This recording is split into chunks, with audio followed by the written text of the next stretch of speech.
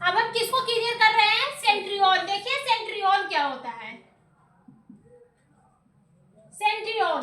Centrosome का नाम सुना है? सेंट्रोसोम। सेंट्रोसोम क्या करवाता है? सेल डिवीजन करवाने में मदद करवाता है। अगर सेंट्रोसोम ना रहे सेल के अंदर तो सेल डिवीजन नहीं होगा। कैसे नहीं होगा इसको देखिए। जो हमारा सेंट्रोसोम होता है वो दो सिलिंड्रिकल स्ट्रक्चर से मिलकर बना होता है। कितने स्ट्रक्चर से मिलकर बना होता है? दो सिलिंड्रिकल स्ट्रक्चर से मिलकर क्या होता है? हमारा सेंट्रोसोम बना होता है। ठीक है, ये हमारा क्या है? सेंट्रोसोम।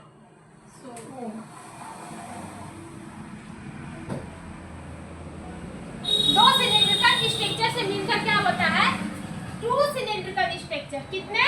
टू सिलिंड्रिकल स्ट्रक्चर जो आपस में अरेंज होते हैं परपेंडिकुलर। ठीक है, किसमें अरेंज होते हैं?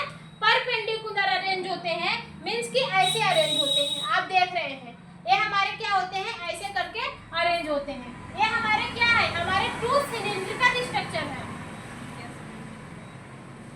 ठीक है, दो सेंट्रियोल से मिलकर बने होते हैं। जो हमारा सेंट्रोसोम होता है वो दो सेंट्रियोल से मिलकर बना होता है। ये जो सेंट्रियोल्स होते हैं वो सिलिंड्रिकल शेप का होते हैं और एक दूसरे में क्या होते हैं? परपेंडिकुलर अरेंज होते हैं। एक दूसरे में क्या होते हैं? परपेंडिकुलर अरेंज होते हैं। जो आपका ये सेंट्रियोल होता है, ठीक है, जो आपका ये सेंट्रियोल होता है, यहीं से आपको कुछ ऐसे छोटे छोटे धागे नुमा संरचना दिखेगी। सेंट्रियोल से ही क्या दिखेगी? एक छोटी छोटी धागे नुमा संरचना दिखेगी, जिसको हम लोग किस नाम से जानते हैं? Spindle fibre. किस नाम से जानते हैं? Spindle fibre. किस नाम से जानते हैं? Spindle fibre. आप बात समझ में आई कि हमारा सेंट्रियोल क्या होता है? Yes ma'am. सेंट्रियोल क्या है? सेंट्रियोल। और इसी पूरे को हम लोग क्या कहते हैं? सेंट्रोसोम कहते हैं। सेंट्रोसोम कहते हैं। इसके अंदर एक ऐसे करके लिक्विड भी भरा रहता है। ठीक है, इसके अंदर एक लिक्विड भी भरा रहता है। उस लिक्विड को किस नाम से जानते हैं? जानते हैं ना? क्या हुआ? क्या हुआ? पेरीफेट्रिक।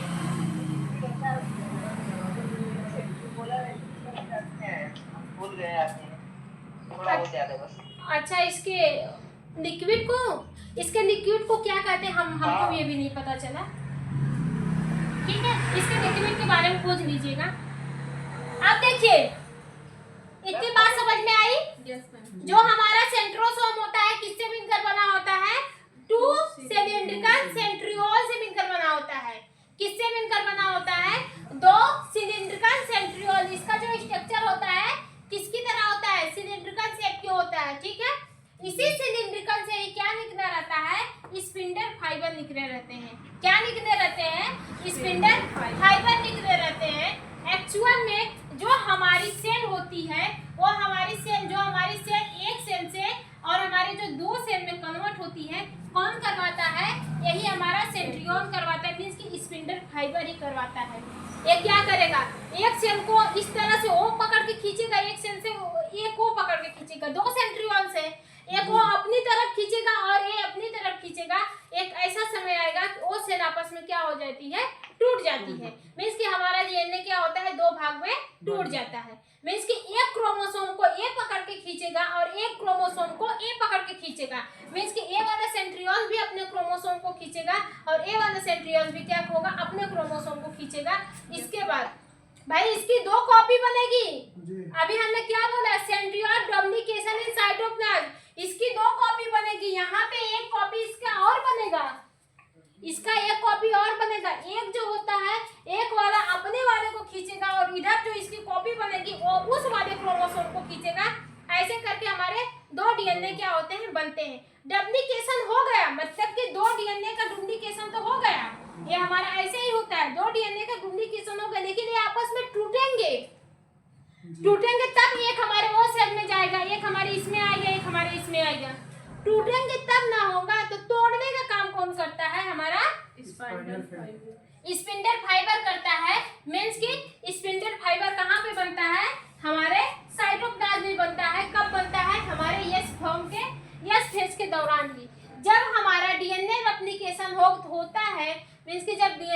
कॉपीज बनती है तब वहीं पे हमारा जो सेंट्रोसोम होता है वो क्या होता है, डुप्लीकेट हो जाता है।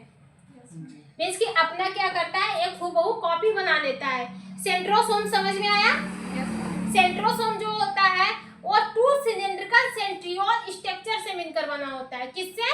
2 सिलिंड्रिकल सेंट्रियोल स्ट्रक्चर से मिलकर बना होता है। जो आपका सेंट्रियोल होता है, ठीक है, जो आपका सेंट्रियोल होता है, जो आपका सेंट्रियोल होता है उसमें से धागे नुमा एक संरचना दिखी रहती है जिसको हम लोग क्या कहते हैं, स्पिंडल फाइबर करते हैं। यह स्पिंडल फाइबर क्या करती है, क्रोमोसोम पे जाके चिपक जाती है, और जैसे कि क्रोमोसोम पे जब चिपक जाएगी तो वहां से एक क्रोमोसोम को अपने साथ लेकर निकलेगी और उस क्रोमोसोम से दूसरा वाला चिपकेगा और वो अपने साथ लेकर निकलेगा। ऐसे ही क्या होता है, सेल का डिवीजन होता है। इतनी बात समझ में आई कि नहीं आई? फिर इसके बाद आपका ये सेंट्रियोल क्या होता है, समझ में आया? ये वाला क्या हमारा स्पिंडल फाइबर है, लेकिन ये हमारा क्या है, 2 सेंट्रियोल है। क्या है? 2 सेंट्रियोल।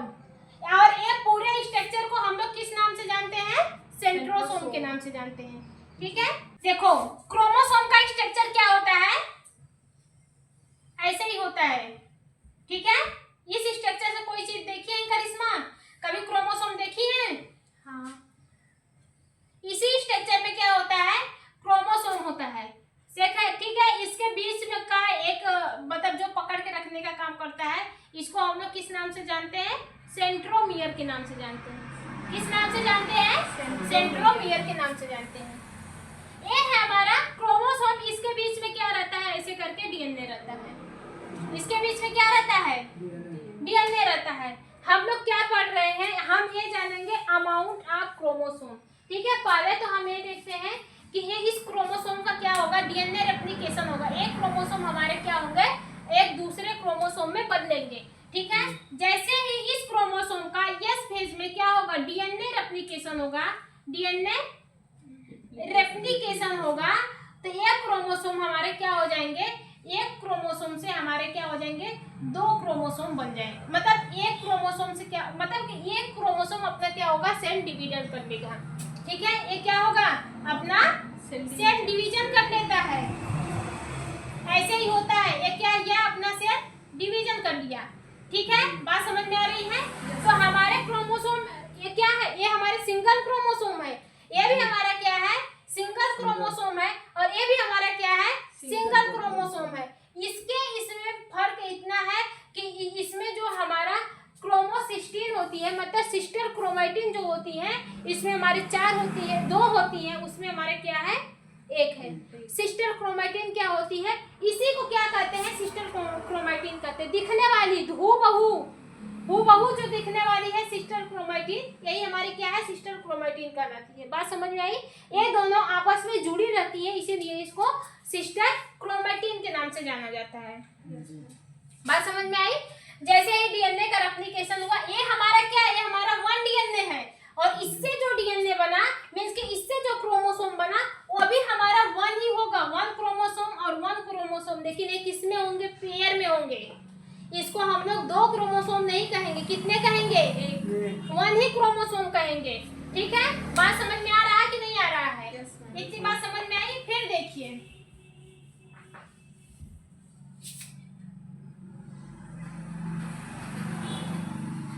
ये हमारा क्या है, इसमें हमारे कितने क्रोमोसोम है,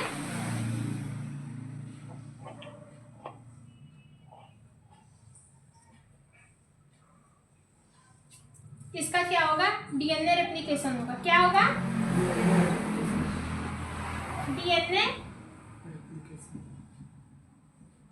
डीएनए रेप्लिकेशन होगा। तब क्या होगा, ये हमारे कितने क्रोमोसोम है, कितने क्रोमोसोम है, 3 क्रोमोसोम है। 1 क्रोमोसोम, 2 क्रोमोसोम, और यहाँ पे हमारा समझाने के लिए बता रहे हैं 3 क्रोमोसोम। इसका जब डीएनए रेप्लिकेशन होगा तो क्या होगा, हर क्रोमोसोम की हर एक कॉपी बनेगी, हर क्रोमोसोम की हर कॉपी बनेगी। बात समझ में आ रही है? हर क्रोमोसोम की क्या होगी, हर एक कॉपी बनेगी। अब यहाँ पे कितनी कॉपी बनेगी क्रोमोसोम की, क्रोमोसोम की कितनी कॉपी बनेगी, एक क्रोमोसोम,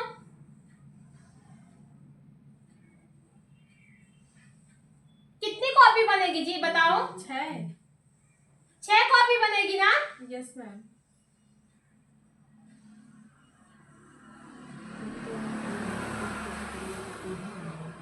अब ये क्या हुआ, इसका डीएनए रेप्लिकेशन हुआ, मींस कि ये एक का होगा, हर एक क्रोमोसोम क्या करेंगे अपना डीएनए रेप्लिकेशन करवाएंगे। ये हमारे किस में पाए जाएंगे, पेयर में पाए जाएंगे। यहाँ पे 3 है तो यहाँ पे आपको क्या करे मिलेगा 1 1, यहाँ पे 2 2, यहाँ पे आपका 3 3, यहाँ पे आपको पेयर में दिखने को मिलेगा। ठीक है, number of chromosome increase means कि इसमें number of chromosome no increase number of chromosome, इसमें नंबर ऑफ क्रोमोसोम इंक्रीज नहीं होते हैं। यहाँ पे आप देख लिए ना, नंबर ऑफ क्रोमोसोम इंक्रीज नहीं होते हैं, लेकिन अमाउंट ऑफ डीएनए इंक्रीज हो जाते हैं। Amount of DNA, number of chromosome को हम लोग किससे इंडिकेट कर रहे हैं? सी से। अमाउंट नहीं, नंबर ऑफ क्रोमोसोम को किससे इंडिकेट कर रहे हैं? एन से। एन से कर रहे हैं, एन से। एन वही तो बोली एन। और ये जो आपका क्रोमोसोम होते हैं उसे 3 से कर रहे हैं। ठीक है, सी से कर रहे हैं। अब देखिए अमाउंट ऑफ डीएनए, इसको हम लोग किस में देखते हैं? अमाउंट ऑफ डीएनए को मान लीजिए जैसे अमाउंट ऑफ डीएनए हमारे में कितना है 10 पिकोग्राम में देखते हैं। कितना है? 10 पिको है। ठीक है, मीन्स कि 10 पिकोग्राम है। ठीक है, लेकिन अगर इसका डुप्लीकेशन होगा 10 पिकोग्राम है, लेकिन अगर इसका डुप्लीकेशन होगा तो यहाँ पे कितना बनेगा 20 पिकोग्राम बनेगा। कैसे बनेगा? जैसे कि मान लीजिए ये हमारा लिक्विड है, ये हमारा लिक्विड है, डीएनए हमारा क्या है? लिक्विड है। 1 लीटर है, समझाने के लिए बता रहे हैं 1 लीटर है, लेकिन जब इसका डीएनए रेप्लिकेशन होगा तो ये हमारा किस में बदल जाएगा? 2 लीटर में बदल जाएगा। बात समझ में आई? ये हमारा क्या अमाउंट है, जो अमाउंट ऑफ डीएनए होता है उससे हम लोग किससे इंडिकेट करते हैं? अमाउंट ऑफ डीएनए को किससे इंडिकेट किया जाता है? लिक्विड। अमाउंट ऑफ डीएनए अभी बोले है ना, सी से डिनोटेट करेंगे कि किससे करेंगे? दिमाग कहाँ पर है जी तुम लोग का? अमाउंट ऑफ डीएनए को किससे इंडिकेट कर रहे हैं? सी से कर रहे हैं ना। और ये हमारा क्या है? क्रोमेटिन है। क्रोमेटिन को किससे कर रहे हैं? सॉरी, जो हमारा क्रोमोसोम है उसको हम लोग किससे कर रहे हैं? 1 से कर रहे हैं। अगर यहाँ पे क्या कितना क्रोमोसोम है? 3 क्रोमोसोम है। किससे कर रहे हैं? सी से कर रहे हैं। इसकी संख्या क्या है? 3 है। अमाउंट ऑफ डीएनए को सी से करते हैं और ये नंबर, ये जो क्रोमोसोम होता है इसे एन से करते हैं। ठीक है, इसकी संख्या कितना है? एन की संख्या कितनी है? 3 है। सी है। अगर हम लोग ए निकालें तो ये कितना निकलेगा? एन हमारा क्या है? देखो 3 इतना कितना 3 है ना, 3 equal to amount of DNA, उसको हम लोग किससे इंडिकेट कर रहे हैं? सी से कर रहे हैं। और नंबर ऑफ क्रोमोसोम एन से। इसको किससे कर रहे हैं? एन से। एन से कर रहे हैं। एन से। एन से कर रहे हैं। अब नंबर ऑफ क्रोमोसोम कितना है? 3 है। अमाउंट ऑफ डीएनए कितना है? 6 है। अब यहाँ पे लिखेंगे। ठीक है, नंबर ऑफ क्रोमोसोम क्या है? ए हमारा अमाउंट ऑफ क्रोमोसोम हमारा यहाँ पे 3 है। ठीक है, अमाउंट ऑफ डीएनए यहाँ पे लिखिए। अमाउंट ऑफ डीएनए निकालते हैं। ठीक है, तो हमारा क्या आएगा? क्रोमोसोम नंबर क्या है? 3 है। ठीक है, अमाउंट ऑफ डीएनए कितना है? 3 है। तो इसका जब पूरा करेंगे 3 इंटू 3 में तो कितना आएगा? 9 आ जाएगा। ठीक है, तो यहाँ पे हमारा क्या हो बढ़ रहा है? हमारा अमाउंट ऑफ डीएनए क्या हो रहा है? बढ़ेगा। लेकिन हमारा जो नंबर ऑफ क्रोमोसोम है वो नहीं बढ़ेगा। यहाँ पे जो हम नंबर ऑफ क्रोमोसोम देखिए ये हमारे पेयर में कन्वर्ट हो जाते हैं, लेकिन बढ़ता नहीं है। अमाउंट नंबर समझ में आ रहा है? जैसे लिक्विड है वो हमारा जैसे जैसे हमारा वो डुप्लीकेट होगा तो उसका भी ना डुप्लीकेट होगा, इसका भी डुप्लीकेशन होता है, लेकिन ये नहीं बढ़ता है। क्यों नहीं बढ़ता है? क्योंकि इसमें सिस्टर ऑफ क्रोमेटिन पाई जाती है। इसमें सिर्फ सिस्टर ऑफ क्रोमेटिन की संख्या बढ़ेगी। सिस्टर ऑफ क्रोमेटिन हमारे क्या होती है? बढ़ जाती है। अब सिस्टर ऑफ क्रोमेटिन क्या होती है? यही जो हमारे क्रोमोसोम जब अपना एक कॉपी बनाते हैं तो उससे हूबहू एक कॉपी बनती है, जिसको हम लोग किस नाम से जानते हैं?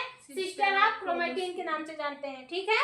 वो सेम ही दिखती है अपने दूसरे वाले क्रोमोसोम की तरह, यस मैम। अपने हूबहू अपने वाले क्रोमोसोम की तरह दिखती हैं, जिससे वो क्या बोली है, जिससे वो क्या होती है, बनी होती है। मीन्स कि जिस अगर आप हाई स्कूल का क्या कर रहे हैं, सर्टिफिकेट डुप्लीकेट करवा रहे हैं, फोटोकॉपी करवा रहे हैं, तो वो आपको ओरिजिनल की तरह दिखेगा ना, तो ये भी क्या करेंगे, ओरिजिनल की तरह दिखेंगे। इसीलिए बोला गया है कि जो नंबर ऑफ क्रोमोसोम होते हैं वो हमारे इंक्रीज नहीं होते हैं, लेकिन अमाउंट ऑफ जो डीएनए होते हैं वो हमारे इंक्रीज हो जाते हैं।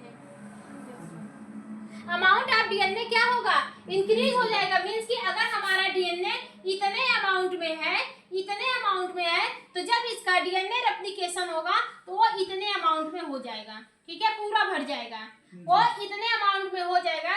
लेकिन जो आपका क्रोमोसोम होता है, इसमें नंबर ऑफ क्रोमोसोम इंक्रीज नहीं होते हैं, लेकिन इसकी एक कॉपी बनती है। मींस की सिस्टर ऑफ क्रोमेटिन बनती है, इसकी जो एक कॉपी बनती है, और जो हूबहू दिखने वाला जो दूसरा क्रोमोसोम होता है वो डायरेक्टली पहले वाले क्रोमोसोम से अटैच रहता है, और ये दोनों आपस में क्या होते हैं, सेम दिखते हैं। तो इसी को एक दूसरे को क्या कहते हैं, सिस्टर ऑफ क्रोमेटिड कहते हैं, ठीक है। क्या कहते हैं, सिस्टर ऑफ क्रोमेटिड, ठीक है, सिस्टर ऑफ क्रोमेटिड कहते हैं। बात समझ में आई कि नहीं आई? कौन है यार, साइन पर कौन है? बात समझ में आया कि नहीं आया? अब देखो,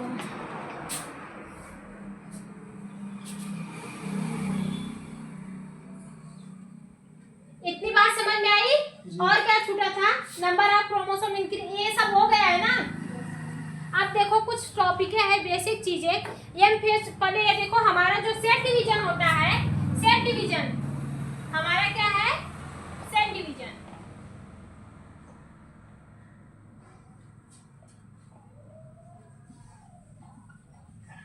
जो हमारा सेल डिवीजन है वो दो पाथवे में होता है। कितने पाथवे में होता है? पहले तो देखो सेल डिवीजन कैसे हो रहा है।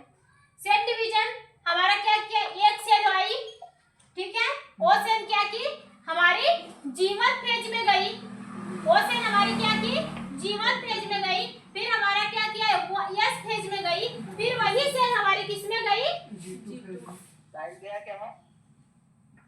हाँ, फिर इसके बाद यही वाली सेल हमारी किस में जाएगी, G2 फेज में जाएगी। मींस सेल डिवीजन कैसे हो रहा है, कितने पाथवे को फॉलो करता है। पहले तो आपका क्या देखने को मिलेगा, इंटरफेज, यहाँ से लेके यहाँ तक की क्या, यहाँ से लेके यहाँ तक की प्रोसेस क्या है आपकी, इंटरफेज है, ठीक है। फिर इसके बाद हमारा क्या शुरू होता है, माइटोसिस। माइटोसिस में हमारी जो सेल होती है वो दो भाग में टूट जाती है। इतनी बात समझ में आई? एक हमारी जो सेल होती है जिसको हम लोग जाइगोट के नाम से जानते हैं, मान लीजिए ये हमारी क्या है, जाइगोट है, ठीक है, ये हमारी क्या है, जाइगोट है, ठीक है। ये हमारी जाइगोट क्या कहाँ पे गई, जीवन फेज में गई, ग्रोथ की, जीवन फेज में गई, क्या की, ग्रोथ की। इसको पूरी तरह से क्या हुए, सारे न्यूट्रिशन मिल रहे हैं, ठीक है। इसमें सेल का डुप्लीकेशन हो रहा है, जितने भी ऑर्गेनेल्स हो रहे हैं वो डुप्लीकेशन हो जाएंगे। फिर इसके बाद यही सेल हमारे यस फेज में जाएंगी, यहाँ पे डीएनए का, क्रोमोसोम का क्या होगा, डुप्लीकेशन होगा। किसका होगा, क्रोमोसोम का डुप्लीकेशन होगा, मतलब उसकी एक सिस्टर ऑफ क्रोमेटिड बनेगी। क्या बनेगी, सिस्टर ऑफ क्रोमेटिड बनेगी। फिर वो हमारे किस में जाएंगे, G2 फेज में। G2 फेज में सिस्टर ऑफ क्रोमेटिड को अलग करने के लिए, अब देखिए जो ये क्रोमोसोम बनता है, ये जो क्रोमोसोम बना हमारा, जब यस फेज में जब डिवाइडेड हुआ तो इसी दोनों को अलग किया जाता है, किसी और को नहीं किया जाता, इसी दोनों को अलग किया जाता है। तो ये हमारे एक सेल में चले जाएंगे और ये हमारे एक सेल में चले जाएंगे, ठीक है। यस फेज में हमारी सेल गई और फिर